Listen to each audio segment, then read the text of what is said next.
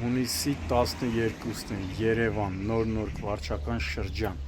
գիշերը հերթական ավտոմեքենայի թալանման դեպքն է տեղի ունեցել Նորնորքում, անհայտ անձը կամ անձիկ Նանսենի 19 շենքի բակում կայանված Chevrolet Volt մակնիշի ավտոմեքենայի թափահարել է և այլ պարագաներ գողացել են։ Որ ասում է Նորնորքում ավանդույթ է դարձել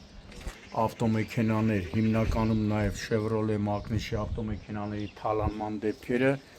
դա ակնհայտ է, բայց վատա, որ ինչքան գողանում են, այնքան թիվը ոչ թե պակասում է, գողությունների ավտոմեքենաների թալանման թիվը ավելանում է, իսկ բացահայտումը մնում է օդում կախված։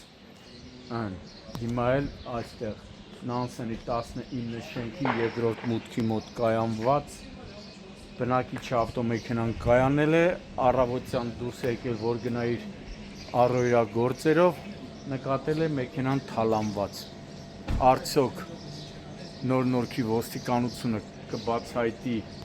հերթական ավտոմեքենայի թալանման դեպքը, բնակիչները, ինչպես նաև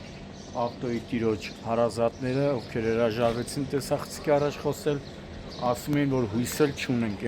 նույնիսկ կատակում էին, ասում են եղունգներս երկարացնենք, որ ասենք եղունգ ունենք, գլուխներս քորենք։ Բայց դե սրիկայություն է, մարդու քրդինքով վաստակած, ձեռք բերված ավտոմեքենան թալանում են։